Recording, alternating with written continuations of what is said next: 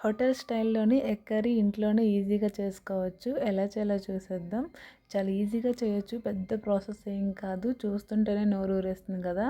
తింటే కూడా అంతే బావుంటుంది. ఇంకేమాత్రం లేట్ చేయకుండా వీడియోలోకైతే వెళ్ళిపోదాము. ముందుగా ఒక కడాయిలో ఆయిల్ వేసుకొని, ఆయిల్ హీట్ ఎక్కిన తర్వాత అందులో కొంచెం జీలకర్ర, దాల్చిన చెక్క, లవంగాలు, ధనియాలు, ఎండుమిర్చి, కరివేపాకు వేసుకొని ఒక 5 మినిట్స్ పాటు సిమ్‌లో పెట్టయితే ఫ్రై చేసుకోవాలి. ఇది కొంచెం ఫ్రై అయిన తర్వాత ఒక ఉల్లిపాయ కూడా కట్ చేసుకొని ఇలా ఫ్రై చేసుకోవాలి. ఈ ఉల్లిపాయ మొత్తం మగ్గిన తర్వాత అయితే ఇందులోనే ఒక టమాటా కూడా వేసుకొని అయితే మరి కాసేపు అయితే ఫ్రై చేసుకోవాలి.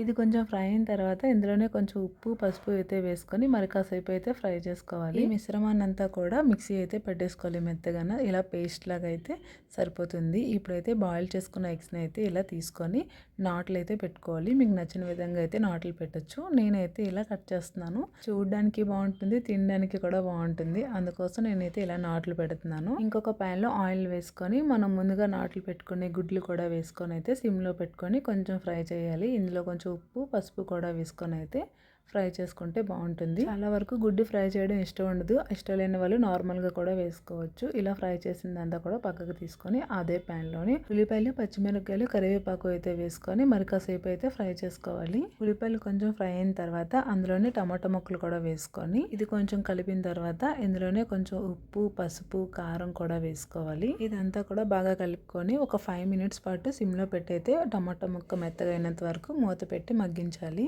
ఒక 5 మినిట్స్ తర్వాత టమాటా చూసారా చాలా మెత్తగా అయితే అయింది కదా! ఇప్పుడైతే మనం ఆల్రెడీ పేస్ట్ చేసి పెట్టుకున్నాం కదా!